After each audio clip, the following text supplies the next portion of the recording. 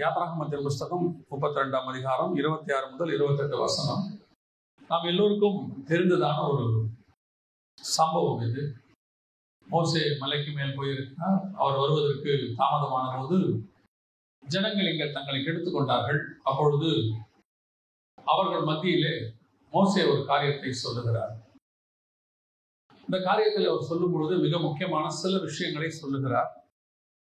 இப்பொழுது அதிலிருந்து நாம் சில காரியங்களை பார்க்க போகிறோம். இதற்கும் நாம் இன்னைக்கு எல்லோரும் எழுப்புதல் அப்படின்னு சொல்லி ஒரு விஷயத்துக்காக காத்திருக்கிறோம். எழுப்புதல் வரணும் அப்படின்னு சொல்லி அதற்கும் சில காரியங்கள் இருக்கிறது. சில காரியங்களை நாம் செய்ய வேண்டி இருக்கிறது.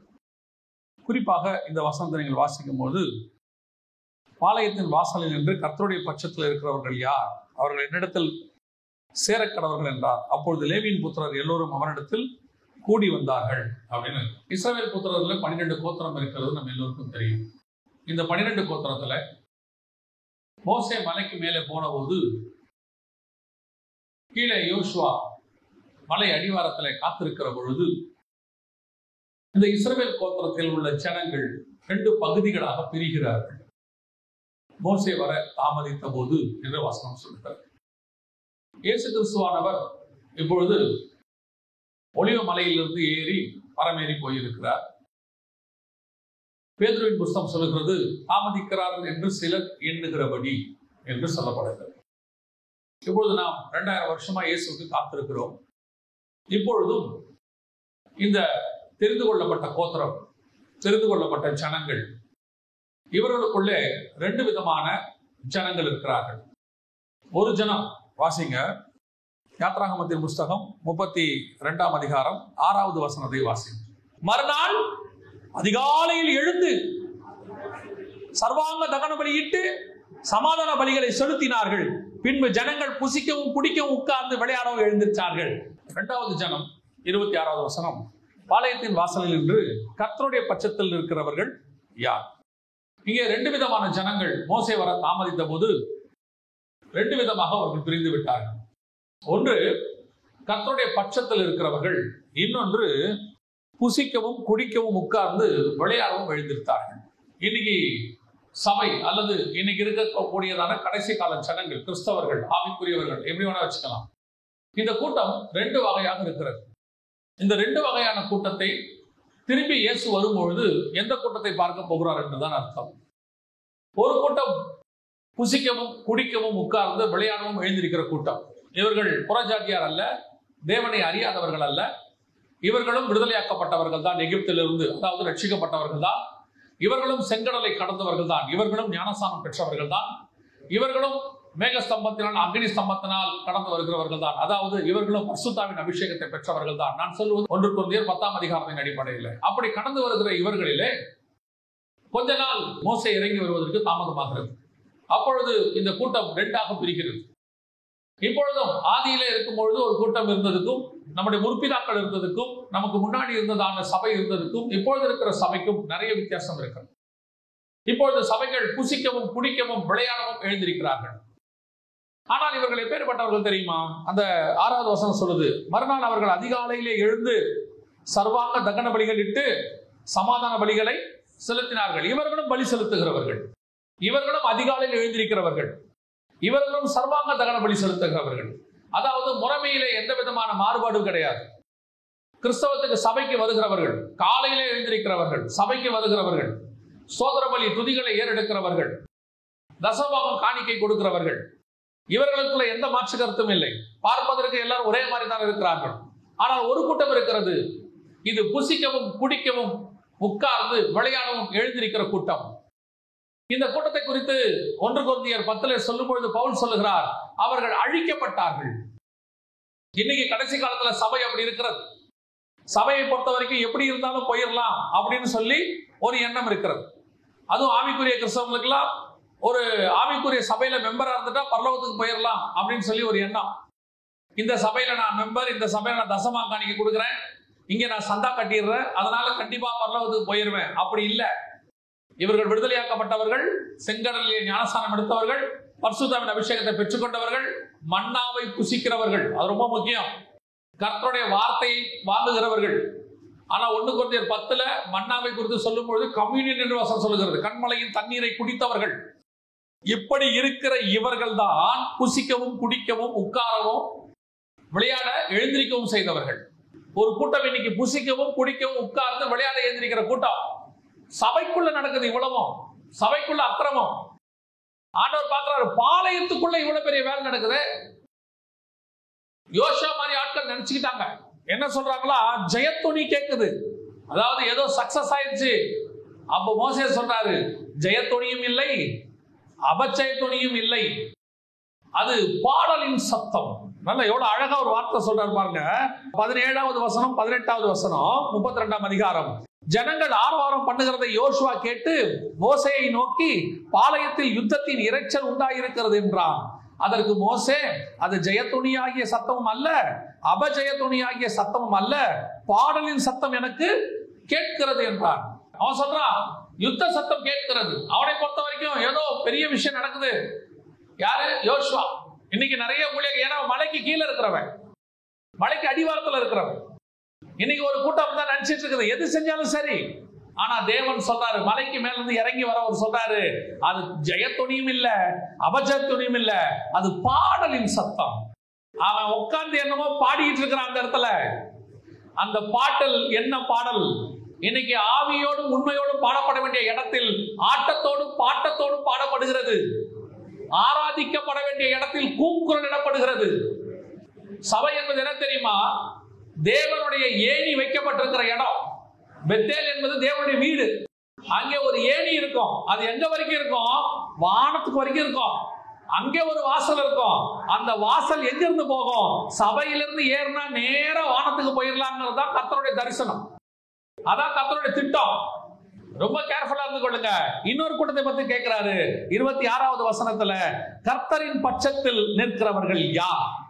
11 கோத்திரம் இப்படி ஆகி போச்சுப்பா. யாராவது இருக்கிறீங்களா? இந்த கடைசி காலத்துல கர்த்தருக்கு என்று வைராக்கியமாய் நிற்கிறவர் யார்? ஒரு கூட்டம் உலகத்துக்கு பின்னாடி ஓடுது, ஒரு கூட்டம் அரசியலுக்கு பின்னாடி ஓடுது, ஒரு கூட்டம் பதவிக்கு பின்னாடி ஓடுது, ஒரு கூட்டம் பணத்துக்கு பின்னாடி ஓடுது, ஒரு கூட்டம் ஆட்களுக்கு பின்னாடி ஓடுது. இப்படி எல்லாம் போகிற பட்சத்தில் கர்த்தர் கேட்கிறார், கர்த்தரின் பட்சத்தில் நிற்கிறவன் யார்? ஆண்டவருக்காக வைராக்கியமாய் நிற்கக்கூடிய ஊழியர்கள் எங்கே? ஆண்டவருக்காக வைராக்கியமாய் நிற்கக்கூடிய விசுவாசிகள் எங்கே? நீங்க எல்லாரும் செய்யறதுனால தப்பு சரியாயிடாது. நல்லா தெரிஞ்சுக்கொள்ளுங்க. எல்லாருமே செய்யறாங்க, அதனால தப்பு கரெக்ட்னு அர்த்தம் இல்ல. சோதோம்ல அத்தனை பேரும் தப்பு செஞ்சிருந்தான், ஒரே ஒருத்த மட்டும் வேற விதமா இருந்தான். அவனைத்தான் பைபிள் நீதிமான்னு சொல்லுச்சு. சோதோம்ல எல்லாரும் பண்றதுனால லோத்துவை பார்த்தா எல்லாருக்கும் ஏளனம். லோத்து வீட்டை சூழ்ந்துகிட்டு அவளை எல்லாரும் செஞ்சாங்களாமா. அப்ப அந்த ஜனங்களோட எல்லாரும் சேர்ந்துக்கிட்டாங்க. சோதோமே ஒரு பக்கம் நிக்குது, லோத்து மட்டும் வேற பக்கம் நிக்கிறாரு. சமயத்துக்கு ஏற்ற மாதிரி ஊழியம் பண்ண தெரியாதவன் அவன் நீதிமான்னு பைபிள் சொல்லட்டும். ஆனால் அன்னைக்கு உள்ள காலகட்டத்துக்கு அட்ஜஸ்ட் பண்ணி தாங்க ஊழியம் பண்ணணும். அன்னைக்கு ஏத்த மாதிரி தான் மினிஸ்ட்ரி பண்ணணும். அன்னைக்கு ஏத்த மாதிரி தான் சபையில இருக்கணும். எல்லாரும் பண்றாங்கன்னா நம்மளும் பண்ணணும். ஏன்? அப்பதான் நம்மள தனியா சொல்ல மாட்டாங்க, இல்லைன்னா நம்மள எல்லாரும் ஒதுக்குவாங்க அப்படின்னு லோத்து நினைச்சிருந்தா, நியாய தீர்ப்பு வருகிற நாளில அவன் சோதோம் மக்களோடு கூட சேர்ந்து அழிந்திருக்க வேண்டும். அவனுக்கு ஒண்ணு தெரிஞ்சிச்சு, இவங்க பண்றதெல்லாம் தப்பு. ஆனா உலகம் இன்னைக்கு அதை சரின்னு சொல்லுது. அன்னைக்கு பார்க்கிறதுக்கு அது கரெக்டாக இருக்கிறது. நான் என்ன செய்வேன் தெரியுமா? இவங்க கிட்ட நான் சொல்லி பார்த்துட்டே முடியல, ஆனா நான் ஒண்ணு செய்வேன், இவங்களோட சேர மாட்டேன். நான் தனியா சோதோமின் வாசலில் போய் உட்கார்ந்து கொள்வேன். நான் தனியா அங்க போயிடுவேன். அதுதான் ஒரு நாள் லோத்துவை காப்பாற்றினது. அன்னைக்கு உலகமே தப்பா இருந்துச்சு, சீர்கேடும் கொடுமையாய் இருந்தது. ஒரே ஒரு நீதிமான் இருந்தான். அவன் தேவனோடு கூட சஞ்சரித்துக் கொண்டிருந்தான். ஒரு நாள் வந்தது, முழு உலகம் அழிக்கப்பட்டது. அந்த ஒரு நீதிமான், ஒரே ஒரு மனுஷன் அவன் குடும்பத்தோடு கூட காப்பாற்றப்பட்டான். அந்த தேவன் தான் இன்னும் ஜீவனோடு கூட இருக்கிறார். அந்த தேவன் அப்படிப்பட்டவர்களை இன்னும் தேடிக்கொண்டிருக்கிறார். எல்லாரும் சேர்ந்து செய்யறதுனால தப்பு சரியாய் மாறிவிடாது. எல்லாரும் ஒரு விஷயத்தை, பைபிளுக்கு வெளியே இருக்கிற விஷயத்தை கரெக்ட்னு சொல்லிட்டா அது சரியாயிடாது. 10 தீர்க்கதரிசிகள் சேர்ந்து கள்ள தீர்க்க தரிசனம் சொல்லலாம், ஒரே ஒரு தீர்க்கதரிசி வந்து உண்மையான தீர்க்க தரிசனம் சொல்லுவான். 10 பேரும் ராஜாக்காக சொல்லுவான், ஒருத்தன் தேவனுக்காக சொல்லுவான். அதைத்தான் வேதம் கேட்குது, ராஜாவுக்காக வாழ்றவன் யார்? தேவன் பட்சத்தில் இருக்கிறவன் யார்? மக்களுக்காக ஊழியம் பண்றவன் யார்? தேவனுக்கு என்று ஊழியம் பண்ணுகிறவன் யார்? இன்னைக்கு உலகத்துக்காக வாழ்கிற விசுவாசி யார்? தேவனுக்கு என்று வாழ்கிற விசுவாசி யார்? இன்னைக்கு அதுதான் கேட்கிறாங்க. இன்னைக்கு இவங்களை எப்படி ஈஸியா கண்டுபிடிக்கலாம் தெரியுமா? ரொம்ப ஈஸி. இந்த உலகத்துக்காக வாழ்றவன் ரொம்ப சிம்பிள். அவன் இந்த ஆசீர்வாதத்துக்காக, உலகத்துல கிடைக்கிற மேன்மைக்காக, இங்க கிடைக்கிற கொஞ்சம் சுகத்துக்காக, இங்க கிடைக்கக்கூடிய ஒரு பதவிக்காக அவன் ஓடிடுவான். ஆனா எல்லாரோடையும் பந்தாவா உட்கார்ந்துருப்பான். ஸ்டேஜ்ல இவங்க தான் முழுசா உட்கார்ந்துருப்பாங்க. அந்த கூட்டம் தான் பெரிய கூட்டமாக இருக்கும். ஆனா இந்த ஒருத்தர் இருக்கான்ல, அவன் எங்க இருப்பான் தெரியுமா? மலைக்கு கீழே உட்கார்ந்துட்டு இருப்பான். இந்த ஒருத்தர் எங்க இருக்கான்ல, அவன் எங்க இருப்பான் தெரியுமா? அவன் போய் நேரா சோதோமுடைய வாசல்ல உட்கார்ந்துட்டு இருப்பான். இந்த ஒருத்தர் இருக்கான்ல, அவன் எங்க இருப்பான் தெரியுமா? அவன் பத்மு தீவுல போய் தனியா உட்கார்ந்துட்டு இருப்பான். அவன் இன்னொருத்தர் இருக்கிறான்ல, அவன் எங்க இருப்பான் தெரியுமா? எரேமியா எருசலேமின் காவல் வீட்டுக்குள்ள தனியா உட்கார்ந்து இருப்பான். அந்த ஒரு நீதிமான் இருக்கான்ல, அவன் எங்க இருப்பான் தெரியுமா? சிங்க கெபிக்குள்ள போய் உட்கார்ந்து இருப்பான். அந்த ஒரு நீதிமான் எங்க இருப்பான்? யோசேப்பு சிறைச்சாலைக்குள்ள இருப்பான். ஆனால் ஒரு நாள் வரும், அந்த ஒரே ஒருத்தன் தான் உயர்த்தப்படுவார். அத்தனை பேரும் அவனுக்கு முன்பாக தாழ்த்தப்படுவார்கள். அந்த கூட்டத்தை தான் கர்த்தர் தேடிக்கொண்டிருக்கிறார். நீ யாருக்காக உன்னை வளைஞ்சு கொடுக்காத, யாருக்காக வசனத்தை விட்டு விலகி போகாத.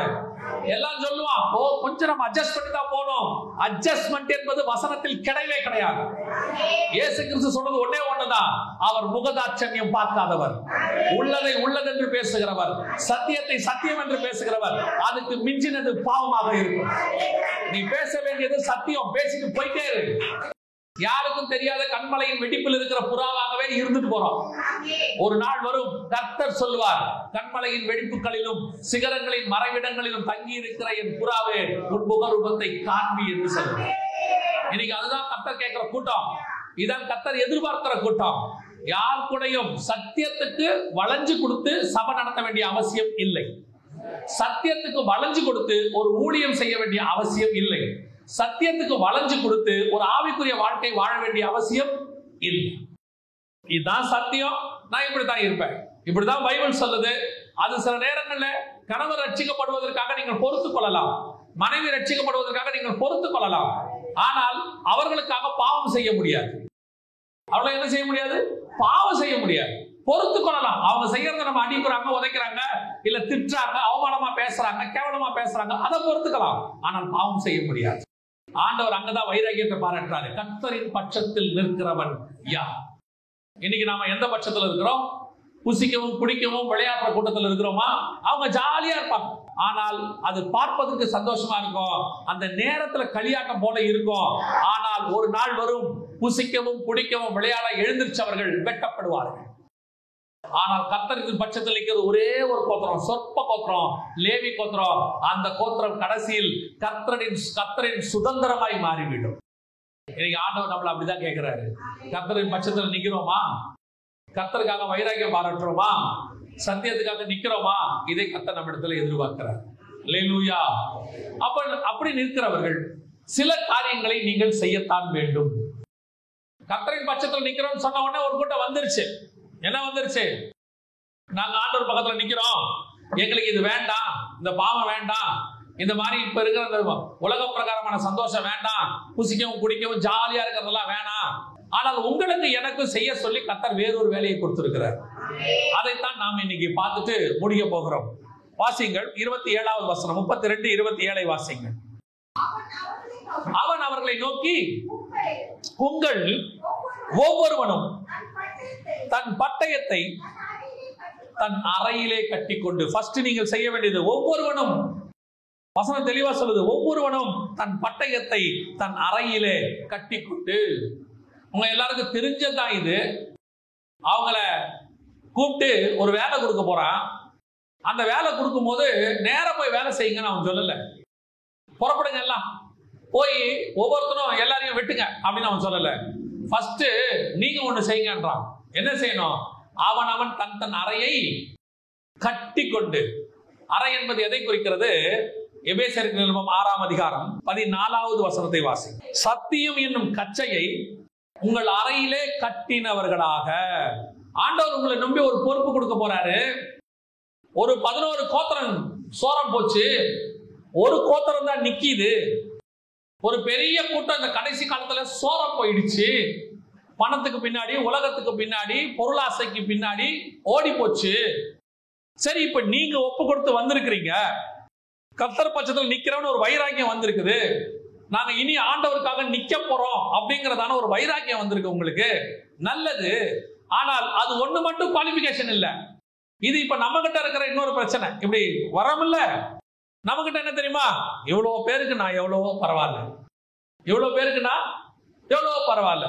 சிலர் சொல்லுவான் பாத்தீங்களா, பையன் வீட்டுல சொல்லுவான், என்னடா 35 மார்க் எடுத்துக்க, 35 மார்க் எடுத்து பாஸ் பண்ணிருக்கிற, ஏன் இவ்வளவு கம்மி அப்படின்னா அவன் சொல்லுவான், எங்க கிளாஸ்ல எத்தனை பேர் ஃபெயில் தெரியுமா, எங்க கிளாஸ்ல எத்தனையோ பேர் ஃபெயில், நாங்க கொஞ்சம் பேர் தான் பாஸ். அவன் பாஸ் ஆனதுல அவனுக்கு என்ன இருக்குது, ஒரு பெருமை இருக்குது. அவன் நல்ல மார்க் எடுக்கலன்னு அவனுக்கு எண்ணம் இல்ல, எப்படியோ பாஸ் பண்ணனா இல்லையா. இனி யாரோட என்ன கம்பேர் பண்ற, நல்ல மார்க் எடுத்தோட கம்பேர் பண்ணாத, ஃபெயில் ஆனோட கம்பேர் பண்ணுங்கிறான் அவன். நம்ம பொதுவா யாரோட நம்மள கம்பேர் பண்ணணும், நல்ல மார்க் எடுத்தோட தான் கம்பேர் பண்ணணும், யாரோட கம்பேர் பண்ண கூடாது. ஃபெயில் ஆன கூட ஏன் கம்பேர் பண்ணணும். பொதுவா நம்ம என்ன சொல்லுவோம், 50 எடுத்தா கூட என்ன சொல்லுவோம், பாரு அவன்லாம் 70 எடுக்கிறான் இல்லையா, அப்படிதானே சொல்றோம். இன்னும் கொஞ்சம் பேர் என்ன சொல்றோம், 70 எடுத்தா என்ன சொல்றோம், அங்க பாரு 90 எடுத்திருக்கிறான். 90 எடுத்தா என்ன சொல்றோம், உன் கிளாஸ்ல 2 பேர் 95 எடுத்திருக்கிறாங்க, உன்னால முடியும் எடு. நம்ம எப்பவுமே கம்பேரிசன் யாரோட பண்ணுவோம், நம்மளோட மேல உள்ளவங்களோட. ஃபெயில் கூட்டத்திலேயே இந்த கூட்டத்துக்கு ஒரு பெருமை, அவனை விட நான் எவ்வளவோ பரவாயில்ல. ஆனா மோசே சொல்றாரு, கர்த்தர் பட்சத்துல வந்துட்டப்பா, ரொம்ப சந்தோஷம், நீ ஒப்பு கொடுத்து வந்ததுக்கு ரொம்ப சந்தோஷம். அதனால உன்னை அப்படியே நான் எடுத்து என்ன செய்ய விரும்பல, யூஸ் பண்ண விரும்பல. உனக்கும் சில கிரைட்டீரியா தேவைப்படுது. ராணுவத்துக்கு ஒப்பு கொடுத்து போயிட்டீங்கன்னா பரவாயில்ல, இந்த 130 கோடி ஜனங்கள்ல கொஞ்சம் பேர் உங்களை நீங்க ராணுவத்துக்கு ஒப்பு கொடுத்துருக்கீங்க, வாங்க வாங்க நம்ம எல்லாம் காஷ்மீர் பார்டருக்கு போய் சண்டை போடலாம்னு கூப்பிட மாட்டாங்க. புரியுதா உங்களுக்கு? அதே மாதிரி கொஞ்சம் பேரு இதுக்கு ரன்னிங் ரேஸ்க்கு போய் சேர்ந்த உடனே, நல்ல வேளை நீங்களா ரன்னிங் ரேஸ்க்கு வந்தீங்க, வாங்க வாங்க போய் ட்ராக்ல ஓடுங்கன்னு ஒலிம்பிக்ல அனுப்ப மாட்டாங்க. முன்னாடி என்ன பண்ணுவாங்க, உங்களை ரெடி பண்ணுவாங்க, தயார் பண்ணி தான் அனுப்புவாங்க. மோசே பார்த்தாரு, ஓ ஒரு கூட்டம் வந்துருச்சு, லேவி கூட்டம், சூப்பர், கர்த்தர் பட்சத்தில் நிக்கிறவைய நான் நிக்கிறோம். உடனே அவர் சொல்றாரு, சரி லேவியர்களே எடுத்துக்கொள்ளுங்கள் பட்டயத்தைன்னு சொல்லல, ஃபர்ஸ்ட் சொல்றாரு, அவனவன் தன் அறையை கட்டி கொண்டு, முதல்ல ஒன்ன கட்டு, ஸ்ட்ராங் பண்ணு. அறை கட்டி கொண்டுதல் என்றால் எபேசியர் 6:14 சொல்லுது, சத்தியம் என்னும் கச்சையை உங்கள் அறையிலே கட்டினவர்களாக. முதல்ல நீங்க சத்தியத்துல வளரணும். சத்தியம் இல்லாதவனுக்கு நீங்கள் சத்தியம் சொல்ல வேண்டுமானால் முதல்ல நீங்க என்ன பண்ணிருக்கணும், சத்தியத்துல வளர்ந்துருக்கணும்.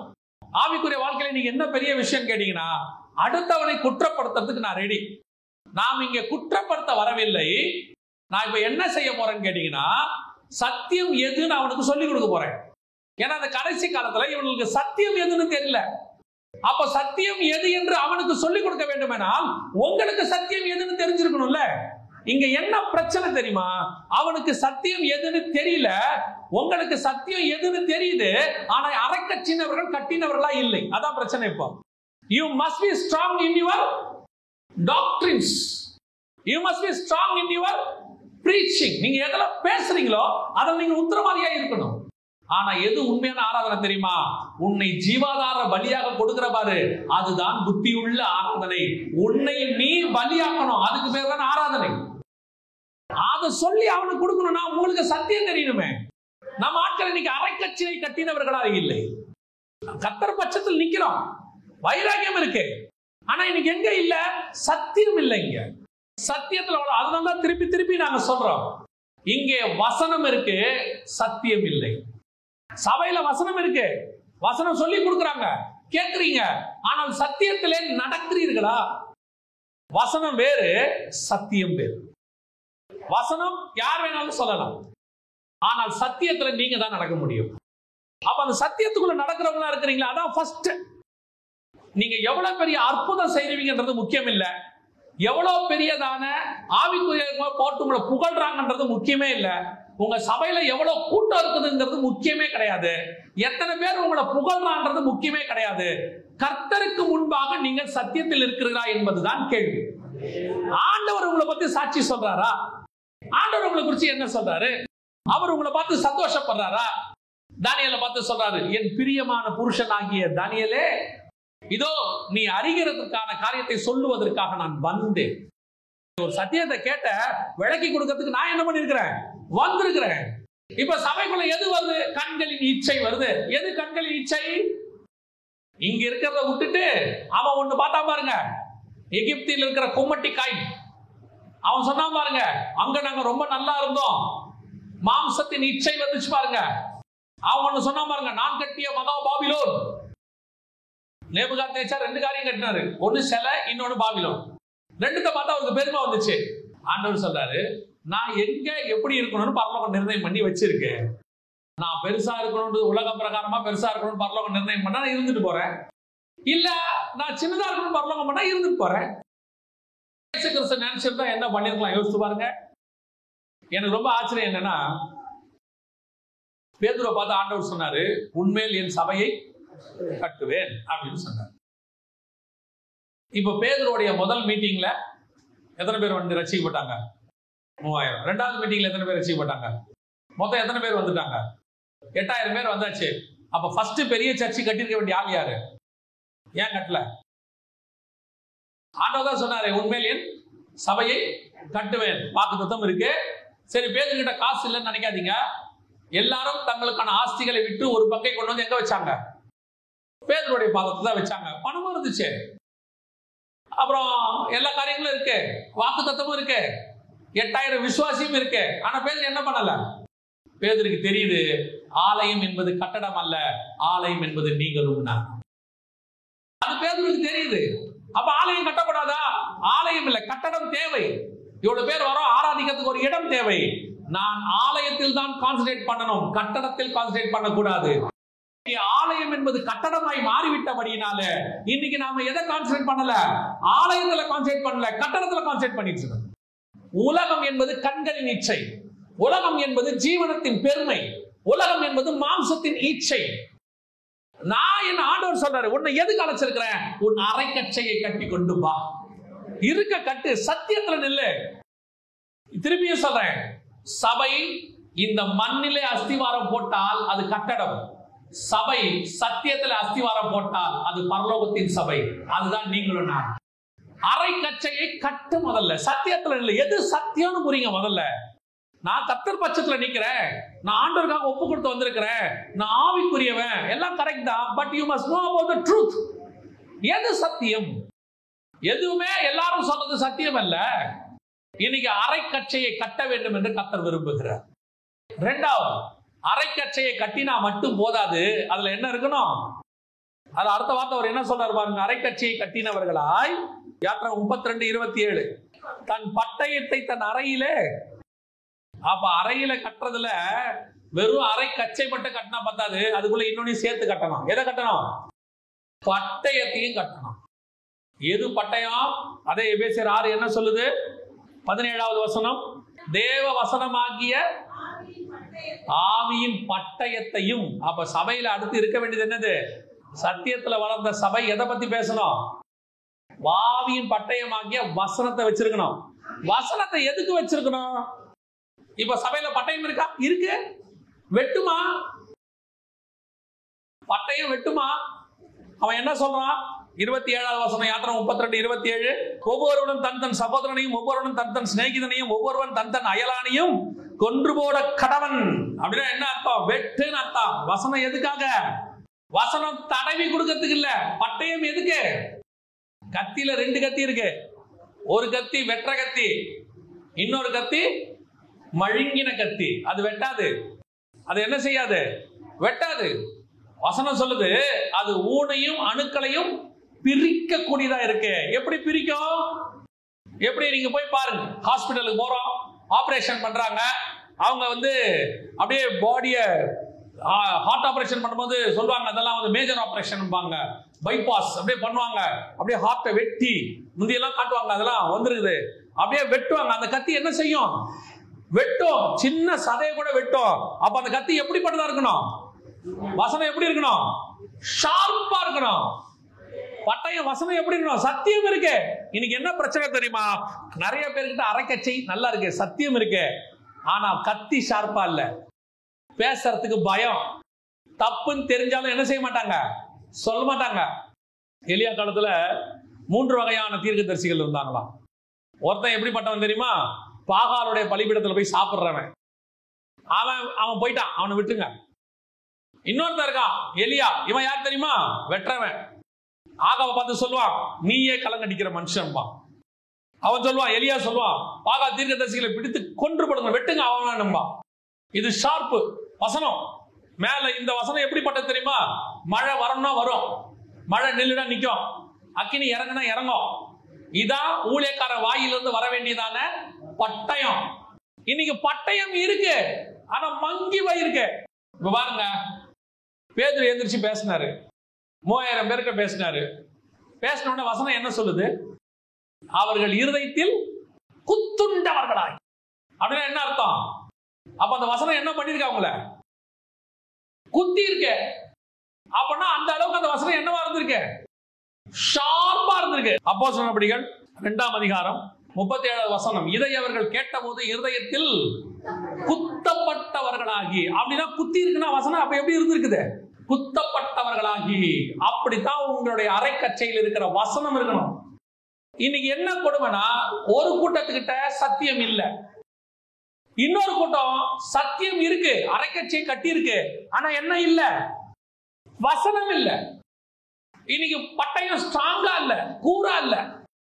கர்த்தருடைய வசனம் எப்படிப்பட்டதா? 2ஆம் அதிகாரம் வெளிப்படுத்தின விசேஷத்துல சொல்லும் போது சொல்றாரு, 12வது வசனம், இருபுறமும் கருக்குள்ள பட்டயம். இருபுறமும் 2 பக்கமும் ஷார்ப். அது என்னையும் குத்தம், அவனையும் குத்தம். 2 பக்கம் ஷார்ப்னா என்ன அர்த்தம்? வெற்றவனையே வெட்டும். அது அந்த அளவுக்கு அது சுய பரிசோதனை பண்ணும்.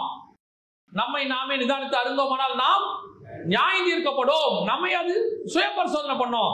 அதே நேரத்துல எவனை நீங்க குத்தணும்னு நினைக்கிறீங்களோ அவனையும் குத்தம். அப்படிப்பட்டதான ஒரு வசனம் பட்டயம் உங்ககிட்ட இருக்குதா? கர்த்தர் உங்களை எடுத்து பயன்படுத்தணும்னா வெறும் கர்த்தருடைய பட்சத்தில் இருந்தால் மட்டும் பத்தாது, சத்தியத்தை வச்சுட்டா மட்டும் பத்தாது.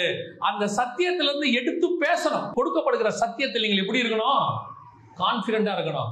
எனக்கு முதல் 14 வருஷம் எங்க சபையில ஒரு சத்தியம் சொல்லி கொடுத்தாங்க. அவங்க கரெக்டான சத்தியத்துல சொல்லி கொடுத்தாங்க. அந்த சத்தியத்தில் இன்னைய வரைக்கும் நிக்கிறதுக்கு கர்த்தர் கிருபை கொடுத்திருக்கிறார். எனக்கு ஒண்ணு மட்டும் ஆரம்பத்துல தான் தெரியும், என்னுடைய ஆவிக்குரிய தகப்பன்கள் எங்களுக்கு சொல்லி கொடுத்த சத்தியம் சரி. கர்த்தர் உங்களை ஒரு நாளும் ஓநாய்களுக்கு வாய்க்கு இரையாக்க மாட்டார். காரணம், உங்களோடு இருக்கிற மெய்ப்பன் அப்படிப்பட்டவர். சிங்கத்தின் வாய்க்கும் கரடியின் வாய்க்கும் உங்களை தப்புவிக்கிற மெய்ப்பன் ஒருவர் இருக்கிறார். நம்ம தேவன் அப்படிப்பட்ட ஒரு தேவன். பட்டயம் ஸ்ட்ராங்கா இருக்க வேண்டாமா? நல்ல சத்தியத்தில் நின்று டெய்லி வசனத்தை வாசி ஆவியின் பட்டயத்தில் இருக்கும் போது பரிசுத்த ஆவியில நிரம்பி பேசி பாருங்க. அது எவனையும் வெட்டும், எப்பேற்பட்டவனையும் வெட்டும். சும்மா உட்கார்ந்து கதை விடுறவன், பேசிக்கிட்டு இருக்கிறவன், கள்ளோபதேசக்காரன், சும்மா வசனத்தை புரட்டி பேசுறவன், எவனா கள்ள போதகர் எல்லா வயலையும் வெட்டும். நான் சொல்லுவேன், காரணம் ஏன் தெரியுமா? நமக்குள்ள இருக்கிற தேவன் சர்வ வல்லமை உள்ள ஆண்டவர். அவர் கையில் உள்ளது விசேஷித்த பட்டயம். அதைத்தான் மோசே சொல்றாரு, அரைக்கச்சு கட்டினா பத்தாது, சத்தியத்தை தெரிஞ்சுக்கிட்டா போதாது, பட்டயத்தையும் கட்டு. ஆவியின் பட்டயத்தை கொண்டு வசனத்தின் மூலமாக நீங்கள் கொஞ்சம் பேரை என்ன செய்ய வேண்டி இருக்கிறது? வெட்ட வேண்டி இருக்கிறது. யார் யாரெல்லாம் வெட்டணும்? முதல்ல வாசிங்க.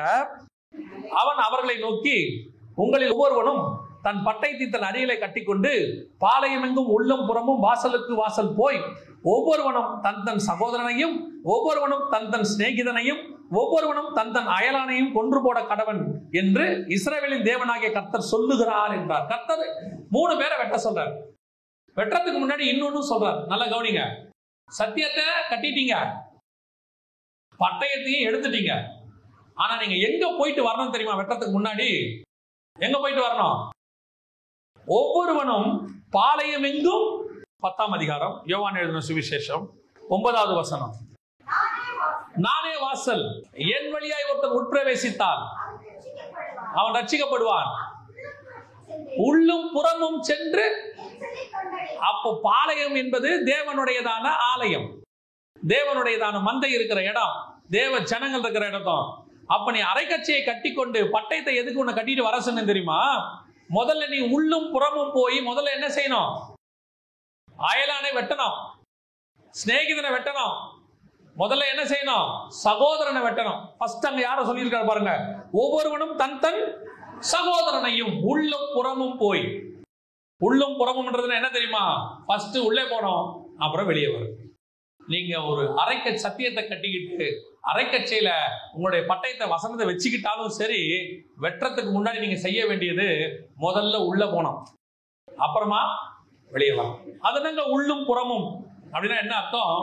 எந்த ஒரு காரியத்தை செய்யறதுக்கு முன்னாடி, இப்ப மேய்ச்சலை கண்டடையணும்னு சொல்றார் யோவான் 10ல் சொல்லும் போது ஆண்டவர் சொன்ன வார்த்தை என்ன? உள்ளும் புறமும் மேய்ச்சலை கண்டணும். மேய்ச்சல் உள்ள இருக்குமா வெளியே இருக்குமா? ஒரு ஆட்டுக்கு மேய்ச்சல் வீட்டுக்குள்ள இருக்குமா வீட்டுக்கு வெளியே இருக்குமா? வெளியதானே இருக்கும். ஆனா வசனம் என்ன சொல்லுது? உள்ளும் புறமும் போய் மேய்ச்சலை. அதோட அர்த்தம் என்ன தெரியுமா? இன்னைக்கு நம்ம எல்லாருக்கும் வெளியே மேய்ச்சலை கண்டடையறதுல ஆசை. வெளியே ஊழியத்துக்கு போகணும், பயங்கரமா ஷைன் ஆகணும், பயங்கரமா ஆத்மா ரட்சிக்கப்படணும், நம்ம போய் நின்ன உடனே எல்லாம் அப்படி ஆகணும், இப்படி ஆகணும், அற்புதம் நடக்கணும், அடையாளம் நடக்கணும், நம்மள 4 பேர் புகழணும், எல்லாம் இருக்கு. அதுக்கு ஆண்டவர் சொல்றாரு, ஃபர்ஸ்ட் 2வது தான் வெளியே, முதல்ல எங்க? உள்ள. அது அர்த்தம் என்ன தெரியுமா? வெளியே ஆடுறதுக்கு முன்னாடி முதல்ல எங்க நிக்கணும்? உள்ள போய் பிராக்டிஸ் பண்ணணும், தேவ சமூகத்துல காத்திருக்கணும். சத்தியம் இருக்கு, அரைக்கச்சை இருக்கு, வசனம் இருக்கு, நான் நல்ல பிரசங்கம் பண்ற டேலண்ட் இருக்கு, நல்ல பாடுற டேலண்ட் இருக்கு, மியூசிக் போடுற டேலண்ட் இருக்கு, எனக்கு ஞானமா பேசுறது இருக்குது, அப்படி என்ன வேணா வச்சுக்கலாம். அதெல்லாம் வெளியே. முதல்ல நீ என்ன செய்ய? உள்ள போ. உள்ள போ. முதல்ல போய் தேவ சமூகத்துல உட்காரு.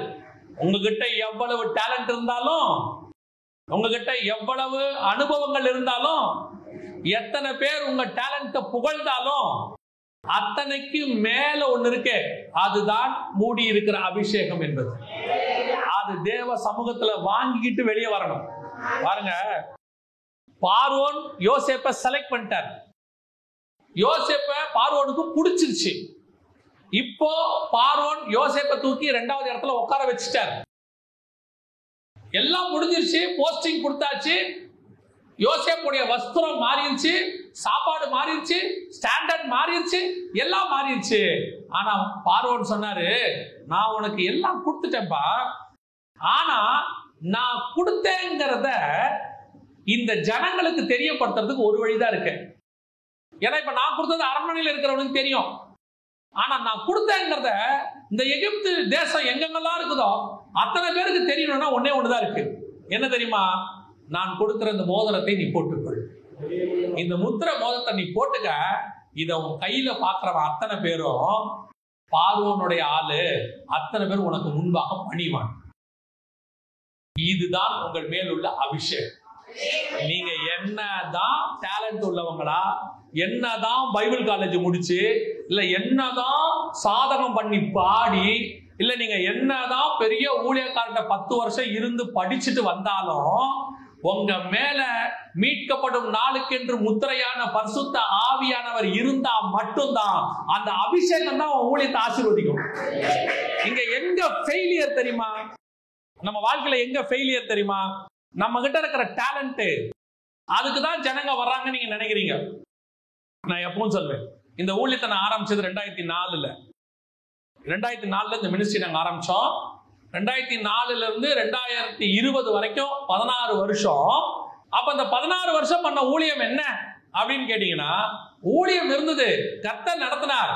ஆனால் கர்த்தர் எப்பொழுது பயன்படுத்த வேண்டும் என்று முடிவெடுத்தாரோ அப்பொழுது கர்த்தர் உயர்த்தி பயன்படுத்த தொடங்குவார். அன்னைக்கு பேசின பிரசங்கமோ இன்னைக்கு பேசுற பிரசங்கமோ ஒண்ணுதான். அந்த 16 வருஷமா பேசின பிரசங்கமோ இப்ப பேசுற பிரசங்கமோ ஒண்ணுதான், எந்த மாற்றமும் இல்லை. அவர் எப்பொழுது ஏற்ற காலத்தில் உயர்த்த வேண்டும் என்று வச்சாரோ அப்போ ஒரு அபிஷேகம் ஒண்ணு மூடும். அந்த அபிஷேகத்துக்கு தான் ஜனங்கள் மரியாதை கொடுப்பார்களே ஒழிய உங்களுக்கு அல்ல. என்ன சிலர் சொல்லுவாங்க, ஓ உங்க பிரசங்கம் அப்படி இருந்துச்சு, உங்க பாட்டு இப்படி இருந்துச்சு. அப்ப தெரிஞ்சுக்கணும், உங்களுக்கு நான் ஏற்கனவே இருந்த கழுதைதான், எனக்கு சந்து முனையில கட்டி போட்டிருந்தாங்க, அப்பவுமே நான் யாரும் ஏறாத கழுதைதான். எங்க ஓனர் என்ன நல்லதா வச்சிருந்தாரு, ஆனா ஒரு வயலுக்கு என்ன தெரியாது. எப்ப இயேசு என் மேல ஏறணும்னு முடிவெடுத்தாரோ அன்னைக்கு அத்தனை வயலும் எனக்கு விரிக்க ஆரம்பிச்சான். இந்த விரிக்கிறது எதுவும் எனக்கு அல்ல, என் மேல் உட்கார்ந்து இருக்கிற இயேசுவுக்கு. அந்த அபிஷேகம் என்னை விட்டு இறங்குமானால் கழுதை காணாமல் போயிடும். மேய்ச்சலை கண்டடைந்தது. நீ போய் உள்ள உட்காரணும். ஃபர்ஸ்ட் தேவ சமூகத்துல காத்திருக்கணும். அவர் உனக்கு ஒரு முத்திரை மோதிரம் போட்டு அனுப்புவாரு. அவர் உன் மேல ஒரு வஸ்திரத்தை போட்டு அனுப்புவாரு. அவர் உன் மேல ஒரு அபிஷேகத்தை கொடுத்து அனுப்புவாரு. அதனாலதான் இயேசு சொன்னாரு, இத்தனை வருஷம் நீங்க ஏன் கூட இருந்தீங்க, கொஞ்சம் வெயிட் பண்ணுங்க, எருசலேம்ல தங்கி இருங்க, உங்க மேல ஒரு அபிஷேகத்தை போட்டு நான் அனுப்புறேன். அன்னைக்கு உன் நிழலுக்கு கூட வல்லமை உண்டு. அன்னைக்கு நீ செய்யற காரியங்கள் எல்லாம் வாய்க்கும். அந்த அபிஷேகம் அதே பேதுரு தான். பரிசுத்த ஆவியானவர் வந்த உடனே பேதுரு பயங்கரமா மாறிடல. பரிசுத்த ஆவியானவர் வந்த உடனே யோவான் 10 வருஷம் பெரிய ஆளா மாறிடல. பரிசுத்த ஆவி வந்த உடனே 120 பேரு அப்படியே எல்லாரும் 8 அடியா வளரல. அதே மாதிரி தான், அப்படியே தான். ஆனா இப்ப என்ன இருந்துச்சு தெரியுமா? அவன் மேல் ஒரு அபிஷேகம் இருந்தது. அந்த அபிஷேகத்துக்கு தான் மரியாதை. அது உன் கண்ணுக்கு தெரியாது, அவன் கண்ணுக்கு தெரியும். அவனுக்கு அந்த அபிஷேகம் எப்படி தெரியும் தெரியுமா? இவங்கிட்ட என்னமோ இருக்கு. உங்ககிட்ட இருக்கிற அந்த பாட்டு அவன் இருதயத்தோட பேசும். உங்ககிட்ட நீ போடுற மியூசிக் அவன் இருதயத்தோட பேசும். நீ பேசுற வார்த்தை அவன் ஆத்மாவோட பேசும். அந்த அபிஷேகம் உன் மேல இல்லாட்டி நீ எதை விட நல்ல பாட்டு பாடினாலும் அவனுக்கு ரீச் ஆகாது. இதை விட நல்ல பிரசங்கம் பண்ணாலும் ரீச் ஆகாது. எத்தனை மணி நேரம் காத்திருந்து பிரசங்கம் எடுங்க, அதுல கர்த்தருடைய அபிஷேகம் இல்லாவிட்டால் அந்த பிரசங்கம் விருதா. நான் சொல்றேன், அதான் உண்மை. உள்ள போய் தேவ சமூகத்துல உட்காரணும். அப்பேற்பட்ட இயேசுவே அவர் எதுக்குமே செய்ய வேண்டிய அவசியம் இல்லை. அவரே அதிகாலை தோறும் தேவ சமூகத்தில் காத்திருந்தார். ஏசாயா 50:4 சொல்லுது, காலை தோறும் கற்றுக்கொள்ளுகிறவனை போல போய் உட்கார்ந்திருந்தார். உனக்கு அந்த ரூம்குள்ள கிடைக்கிற அபிஷேகம் இருக்கு பாரு, அங்க கிடைக்கிற அந்த ஆசீர்வாதம் இருக்கு பாருங்க, அதுதான் உங்களை கொண்டு போய் ஆசீர்வாதமாய் நிறுத்தும். அடுத்தவங்க கண்ணுக்கு முன்னாடி உங்களை உயர்த்துறது. ஆனா உங்க மேல ஒண்ணுமே இருக்காது, அப்படியேதான் இருப்பீங்க. ஆனா பாக்குறவனுக்கு மட்டும் நீங்க வேற மாதிரி தெரிவிங்க. ஏன்னா உங்க மேல இருக்கிற அபிஷேகம் அவன் ஆத்மாவோட பேசும். நீங்க எதை கேட்கணும் தெரியுமா? எனக்கு அந்த அபிஷேகத்தை தாங்க ஆண்டவரேன்னு கேட்கணும். சத்தியத்தை நீங்கள் படிக்க வேண்டும், வசனத்துல ஸ்ட்ராங்கா இருக்கணும். ஆனா இது எல்லாத்தையும் ஆக்டிவேட் பண்றது ஒண்ணு இருக்கு, அதுதான் உங்கள் மேல இருக்கிற அபிஷேகம். அந்த அபிஷேகம் தான் சொல்றேன். அது நார்மலா இருக்கும். ஒரு இடத்துல கர்த்தர் மூடுவார், ஒரு இடத்துல உங்களை நடத்துவார், ஒரு இடத்துல உயர்த்துவார். அதுக்கு நீங்க ஒண்ணுமே செய்ய முடியாது. அது உங்க கையிலேயே இல்ல. எவ்வளவு டேலண்ட் வேணா உங்ககிட்ட இருக்கட்டும். நம்மளே சில நேரத்துல யோசிப்போம், அழகா பாட்டு எழுதுவாங்க, அவ்வளவு அற்புதமா இருக்கும், ஆனா ரீச்சா இருக்காது. கர்த்தர் என்ன பாப்பாருன்னா, இவன் உள்ள வந்தே உட்கார மாட்டான். இவன் என்ன ஆசைப்படுறான்? வெளியே மேட்ச்ல பாக்குறான், என் பாட்டை இத்தனை பேர் பார்க்கணும், இத்தனை பேர் கேட்கணும், என் மெசேஜை இத்தனை பேர் கேட்கணும், இவ்வளவு பேர் அதை பாராட்டணும், இப்படியே தான் நினைக்கிறான். இந்த வெளியே ஜெயிக்கிற ஃபார்முலா வேற எங்கேயும் இல்ல, அவன் வந்து உள்ள உட்காரதுலதான் இருக்குது. மோசேயை பார்த்து சொன்னாரு, ஜனங்கள் உன்னை பார்த்து பயப்படணும். ஏன்னா நான் உனக்கு என்ன கொடுக்க போறேன்? நியாயப்பிரமாணத்தை உன் கையில கொடுக்க போறேன். ஜனங்க அதுக்கு கீழ்ப்படியணும். என்ன செய்யணும் ஆண்டவரே? மலைக்கு மேல வந்துரு. நான் மேல வர்றதுக்கும் கீழே இருக்கிறவங்க பயப்படுறதுக்கும் என்ன சம்பந்தம்? நீ என் சமூகத்துக்கு வா, உன் மேல ஒரு மேகத்தை வந்து நிக்கும். அந்த மேகத்தை பார்க்கும்போது கீழே இருக்கிறவங்க பயப்படுவான். அன்னையில இருந்து மோசேக்கு பயப்பட ஆரம்பிச்சாங்க. அதுதான் கர்த்தர் ஒரு மேல் வைக்கிற அபிஷேகம். அதை மூடிட்டார்னா உங்க மேல் ஒரு ஆவிக்குரிய பயம் ஒன்று வரும். கடைசியா நான் சொல்லி முடிக்கிறேன், வாசிங்க அந்த 27வது யாத்திராகம் 27. ஒவ்வொருவனும் தன் பட்டயங்களை தன் அறையிலே கட்டிக்கொண்டு பாளையம் எங்கும் உள்ளும் புறமும் வாசலுக்கு வாசல் போய், அடுத்து மிக முக்கியமாக ஒவ்வொருவனும் தன் தன் சகோதரனையும், ஒவ்வொருவனும் தன் தன் சிநேகிதனையும், ஒவ்வொருவனும் தன் தன் அயலானையும் சொல்லுவாங்க. நீங்க ஃபர்ஸ்ட் யாரை ஜெயிக்க போறீங்க அப்படின்னு சொல்லி, அப்படின்னா கவுண்டர் பண்ணும். நீங்க யாரை கவுண்டர் பண்ண போறீங்க அப்படின்னு கேட்போம். இப்ப நம்ம ஃபர்ஸ்ட் பார்க்க வேண்டியது யாரு தெரியுமா? உங்களுக்குள்ள ஆண்டவர் அரைக்கட்சியை கட்டி ஒரு பட்டயத்தை கொடுத்து அபிஷேகத்துல நிரப்பினது எதுக்கு தெரியுமா? ஃபர்ஸ்ட் நீங்கள் ஜெயிக்க வேண்டியது யார? உங்களுக்குள்ள இருக்கிற சகோதரனை. யார் சகோதரன்? சபைக்குள்ளேயே உட்கார்ந்துருப்பான், ஆவிக்குரியவன் இருப்பான். இவனுக்கு முதல்ல சத்தியத்தை சொல்ல வேண்டியது நம்முடைய வேலை. நான் எப்பவும் இப்போ கொஞ்ச நாளா சுவிசேஷகருடைய வேலை வெளியிருந்து உள்ள கொண்டு வருவது. ஆனா உள்ள இருக்கிற லேவியினுடைய வேலை என்ன தெரியுமா? உள்ள இருக்கிறவனை பரலோகத்துக்கு கூட்டிட்டு போறது. இதான் இருக்கிறது ரொம்ப முக்கியம். வெளியிருந்து எவ்வளவு பேர் சர்ச்சுக்கு வராங்கன்றது முக்கியமே கிடையாது.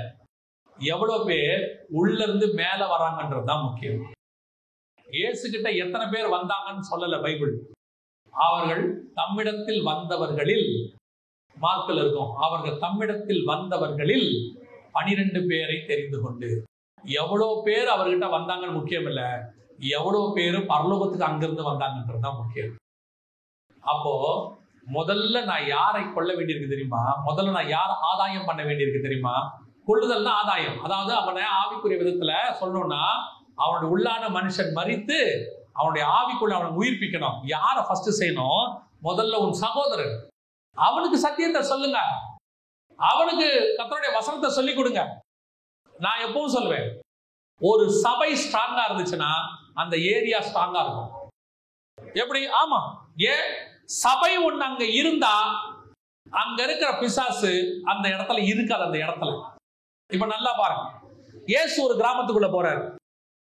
அவர் சும்மா தான் அந்த கிராமத்துக்கு போறாரு. நேரா ஒருத்தன் ஓடி வந்தான், என்ன விரட்டவா வந்தீங்கன்னு கேட்டான். இவர் அதுக்கே போல, இவர் போனது அங்க போனாரு. போனவன வந்து கேட்டான், என்ன விரட்டவா வந்தீங்க அப்படின்னு. இப்படி அடுத்து அவன் சொன்னான், என்ன விரட்டுங்க, ஆனா பாதாளத்துக்கு விரட்டிடாதீங்க. பார்த்துக்கிட்டே இருந்தாரு. சரி, என்ன விரட்டுங்க, இந்த பண்டி கூட்டத்துக்கு போறதுபடி விரட்டுங்க. அவன் போற முடிவு எடுத்துட்டான். ஏன்னா இவர் வந்துட்டாரு, இனி இந்த ஏரியால நான் இருக்க முடியாது. புரியுதா? என்ன நீங்க எங்கேயாவது அனுப்பி விடுங்க, பார்த்து நல்ல இடமா அனுப்பி விடுங்க. இப்போ ஒரு சபை ஒரு ஏரியாவுக்கு வந்துச்சுன்னா அங்க இருக்கிற பிசாசு இதைத்தான் சொல்லணும். சபை வந்துருச்சு, இனி என்னால இங்க இருக்க முடியாது. உன் அரை கச்சையை கட்டி கொண்டு உன் பட்டயம் ஸ்ட்ராங்கா இருந்து நீ உள்ளாக தேவ அபிஷேகத்தை பெற்றவனாய் வெளியே வந்தினா ஏரியா முதல்ல ரட்சிக்கப்படும். அங்க இருக்கிற பிசாசு தானா ஓடும். நான் சொல்றேன், நீங்கள் கர்த்தர் பட்சத்தில் நின்று உங்கள் அறையை கட்டிக்கொண்டு பட்டயத்தை உடையவர்களாகி உள்ளாக போய் தேவ ஆவியினுடைய முத்திரையை பெற்றுக்கொண்டு வெளியே வந்தால் உங்களை கண்டு பிசாசு தான் பயப்பட வேண்டுமே ஒழிய நீங்கள் பிசாசை கண்டு பயப்பட வேண்டிய அவசியம் இல்லை. அவன் தானே வந்து ஆண்டவன் மாறேன்னு கேட்கணும். சரி, இப்போ பவுல் எல்லாம் போறாங்க, பிசாசு என்ன பண்ணுச்சு? பவுல் எல்லாம் ஊழியக்காரங்க அப்போஸ்தலர் போகும்போது, பர்னபாலாம் போகும்போது பிசாசு என்ன பண்ணுச்சு? ஓடி வந்து பின்னாடி சொல்லுது, உன்னதமான தேவனுடைய ஊழியக்காரர்கள். பவுல் பார்த்துட்டே இருக்கான், இது யாரு இது? போகும்போதெல்லாம் வந்து சொல்லிட்டே இருக்குது. ஒரு நாள் பார்த்தான், இயேசுவின் நாமத்துல போ அப்படின்னா. இப்ப பிசாசு எழுந்துச்சா காம்ப்ரமைஸ் ஆயிடுச்சா? பின்னாடி வந்து காம்ப்ரமைஸ் ஆகுது. பிசாசு கிட்ட எதிர்த்தா நிக்க சொல்லியிருக்காரு, காம்ப்ரமைஸ் ஆக சொல்லுங்க. நம்ம கிட்ட பிசாசு பயந்து ஓடணுமே ஒழிய, யோசிச்சு பாருங்க, தலையே இல்லாத பிசாசு, தலை நசுக்கப்பட்ட பிசாசு இந்த ஆட்டம் ஆடுமானால் சர்வத்துக்கும் தலையாய் இருக்கிற என்னுடைய தேவன் எனக்கு தகப்பனாக இருக்கிறார். நான் எந்த ஆட்டம் ஆடணும் இல்லையா? அவர் நாம எப்பேற்பட்ட நாமம். இன்னைக்கு நாம எங்க பிரச்சனை? சபை முதல்ல ஸ்ட்ராங்கா இருக்கணும். சத்தியத்துல நின்று முதல்ல ஒரு சகோதரனை ஆதாயப்படுத்துங்க. சபையில ஒரு விஷயம் மட்டும் நான் சொல்லிட்டு அடுத்தது போயிடுறேன். சபையை பொறுத்த வரைக்கும் இந்த ஸ்கூல்காரங்கிட்ட போய் நீங்க கத்துக்கோங்க. என்னங்க, எங்களை போய் ஸ்கூல்காரங்கிட்ட கத்து சொல்றீங்க? ஆமா, ஸ்கூல்காரங்கிட்ட போய் கத்துக்கோங்க. ஸ்கூல்காரங்க கிட்ட ஒரு பழக்கம் உண்டு. எங்க ஸ்கூல்ல ஒருத்தர் கூட என்ன செய்யக்கூடாது, ஃபெயில் ஆகவே. ஆனா அவங்க நோக்கம் ஒன்னே ஒண்ணுதான், இவ்வளவுதான் நாங்கள் பிள்ளைகளை கடினப்படுத்துகிறோம், ஆனால் எங்கள் நோக்கம் ஒன்று, எங்களுடைய ஸ்கூல்ல 100% பாஸ் ஆகும், ஃபெயில்னு ஒண்ணு வரக்கூடாது.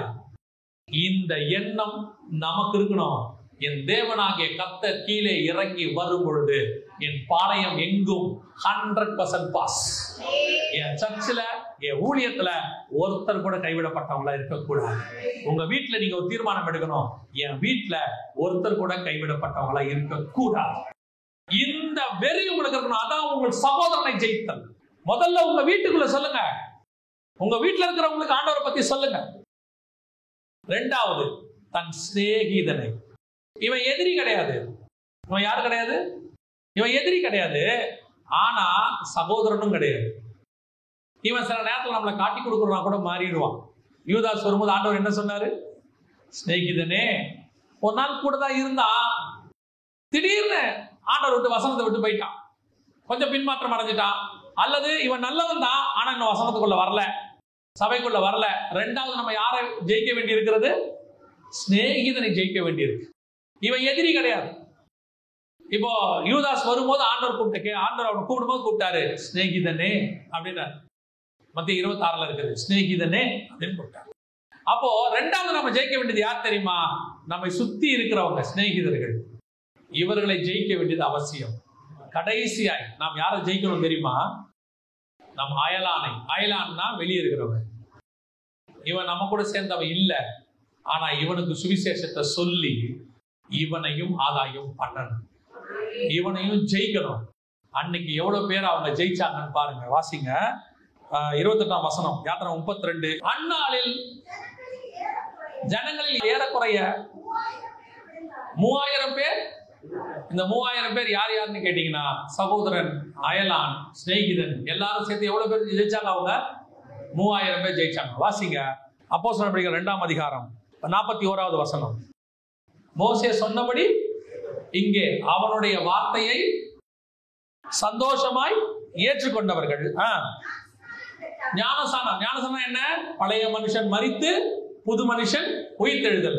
ஞானசானம் பெற்றவர்கள் அன்றைய தினம் ஏறக்குறைய அவ்வளவுதான் முடிஞ்சு. எழுப்புதல் எப்படி வரும்? அவ்வளவுதான். இதான எழுப்புதல். நீங்க எழுப்புதல் இதான சொல்றீங்க. 3000 பேர் ரட்சிக்கப்பட்டத. எப்படி 3000 பேர் ரட்சிக்கப்பட்டான்? அங்க 3000 பேர் எப்படி ஜெயிச்சாங்களோ இங்க 3000 பேர் ரட்சிக்கப்பட்டாங்க. அங்கே அவர்கள் எப்படி ஜெயிக்கப்பட்டார்கள்? நீங்க இருக்க வசனம். முதலாவதாக கர்த்தர் பட்சத்தில் நின்றார்கள். இரண்டாவது சத்தியத்தை கட்டி கொண்டார்கள். மூணாவது வசனத்துல ஷார்ப்பா இருந்தார்கள். நாலாவது உள்ளே போய் தங்களை பலப்படுத்தி கொண்டார்கள், உள்ளும் புறவுமாக. ஐந்தாவது தங்கள் சகோதரனையும் அயலானையும் சிநேகிதரையும் ஜெயித்தார்கள். இந்த 5 காரியத்தை செய்யும் பொழுது அந்த ஒரே நாளில் அங்கே 3000 பேர் கொல்லப்பட்டார்கள், இங்கே 3000 பேர் ரட்சிக்கப்பட்டார்கள். அங்கே பழைய மனுஷன் மரித்தான், இங்கே புது மனுஷன் உயிரோடு கூட எழுந்தான். இதுதான் எழுப்புதல். அல்லேலூயா. அப்ப இந்த எழுப்புதல் வரணும்னா நீங்க இதை செஞ்சாதான் முடியும். எங்கே எழுப்புதல் வரும்? முதலில் நீ கர்த்தர் பட்சத்தில் நில். முதல்ல அவங்களை விட்டு வேறுபடு. அப்போஸ்தலர் 2:40 சொல்லுது, மாறுபாடான சந்ததியை விட்டு விலகி உன்னை ரட்சித்துக் கொள். முதல்ல அவங்களை விட்டு வெளியே வாங்க, கர்த்தர் பட்சத்தில் நில்லுங்க. சத்தியம் என்கிற அறக்கட்சியை கட்டுங்க. வசனம் என்கிற பட்டயத்தை தொடுத்து கொள்ளுங்க. போய் தேவ சமூகத்துல உள்ளார உட்காருங்க. உட்கார்ந்துட்டு போய் உன் சகோதரனையும் சிநேகிதனையும் அயலானையும் சந்திங்க. 3000 பேரை கர்த்தர் கொடுக்கிறாரா இல்லையான்னு மட்டும் பாருங்க. இவ்வளவுதான் ஃபார்முலா. இதை விட்டுட்டு நீங்கள் இங்க ஒரு கூட்டம் இருக்கு, லேவி கூட்டம். லேவி கூட்டம் தவிர 11 கோத்திரம் இருக்கு யாத்திராகமத்துல. இவங்க என்ன பண்ணாங்க தெரியுமா? என்ன பண்ணாங்க? நம்ம வாசிச்சோமே யாத்திராகமத்தின் புத்தகம் 32ஆம் அதிகாரத்துல. அவங்க என்ன பண்ணாங்களா? 6வது வசனம், மறுநாள் அதிகாலையில் எழுந்து சர்வாங்க தகன பலியிட்டு சமாதான பலிகளை செலுத்தினார்கள்.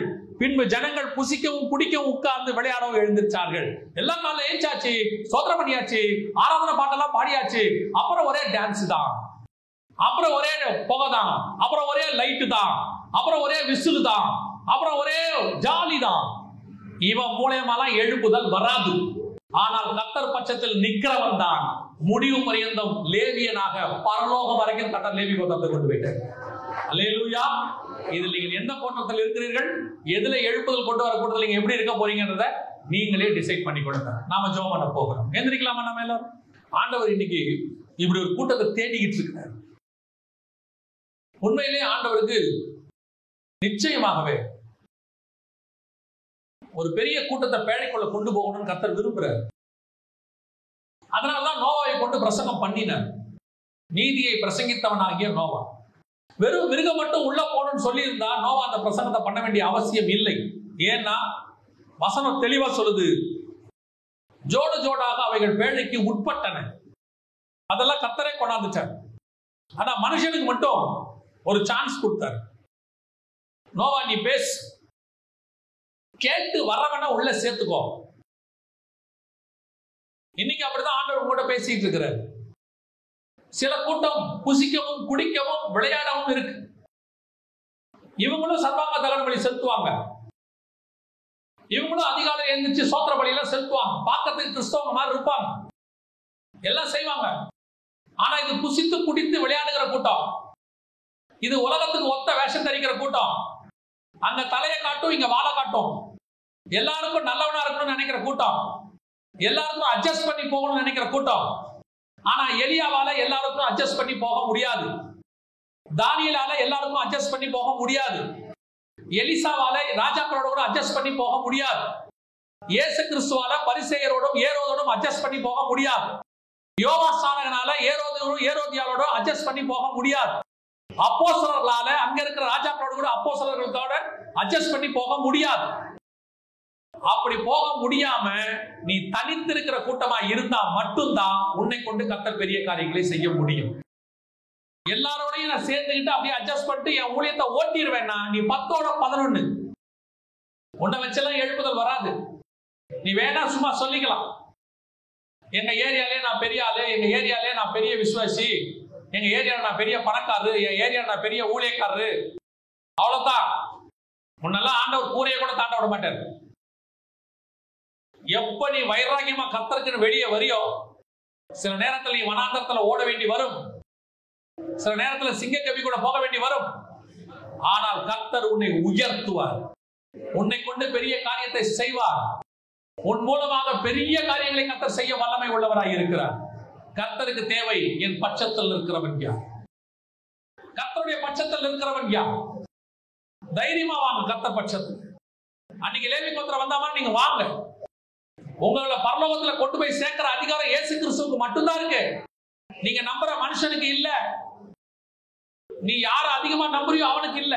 ஆனா கர்த்தருக்கு மட்டும்தான் உண்டு. ஒப்பு கொடுக்க உங்களை தேவ சமூகத்துல ஒப்பு கொடுப்போமா? சர்வ வல்லமை உள்ள எங்கள் தகப்பனே, மத்தியான வேலைக்காக மக்கள் நன்றி. அப்பா, நீர் எப்படி ஆகிலும் நீர் கட்டி கொண்டிருக்கிற பேழைக்கு வாசஸ்தலத்துக்கு ஒரு பெரிய கூட்டத்தை கொண்டு போக வேண்டும் என்று விரும்புகிறீர்கள். உமக்கென்று வைராகியமாய் நிற்கக்கூடியதாக ஒரு பெரிய லேவி கோத்திரத்தை எதிர்பார்க்கிறீர்கள். தேவனாகிய கர்த்தர் அப்படிப்பட்டதான ஒரு கோத்திரத்தில் நீர் எங்களை வைக்க வேண்டுமா நாங்கள் ஜெபிக்கிறோம். உமக்கென்று எழுப்பி பிரகாசிக்க அறையை கட்டிக்கொண்டு ஓட, எங்கள் அறையிலே பட்டயத்தை வைத்துக் கொள்ள, உள்ளும் புறமும் மேய்ச்சலை கண்டடைய கர்த்தர் கிருபை பாராட்டுவீரா. சில நேரங்களிலே எங்கள் சகோதரர்களுக்கு நாங்கள் சத்தியத்தை சொல்லும் போது நாங்கள் பகையாளிகளாய் மாறுகிறோம். நாங்கள் எங்கள் சிநேகிதர்களுக்கு சொல்லும் போது பகையாளிகளாய் மாறுகிறோம். எங்கள் அயலானுக்கு சொல்லும் போது நாங்கள் பகையாளிகளாய் மாறுகிறோம். சத்தியத்தை அறிவிக்கிறதுனால் நான் சத்ருவாய் மாறுகிறோம். ஆனாலும் எங்கள் தேவனாகிய கர்த்தர் எங்களை நடத்த வல்லமை உள்ளவர். முடிவு வரையும் நடத்த நீர் வல்லமை உள்ளவராய் இருக்கிறீரப்பா. ஆண்டவரே, கடைசி காலத்துல உமக்கென்ற எழுப்புதலுக்கென்று ஒரு பெரிய கூட்டத்தை நீர் உருவாக்க போற தயவுக்காய் ஸ்தோத்திரம். ஆயத்தப்படுத்துகிற கூட்டத்தை உருவாக்க போற தயவுக்காய் ஸ்தோத்திரம். கர்த்தர் நீர் அப்படி செய்ய போற தயவுக்காய் நன்றி. ஆசீர்வதியும் வழி நடத்தும். இயேசு கிறிஸ்துவின் நாமத்தில் ஒப்பு கொடுத்து ஜெபிக்கிறோம் ஜீவனுள்ள நல்ல பிதாவே.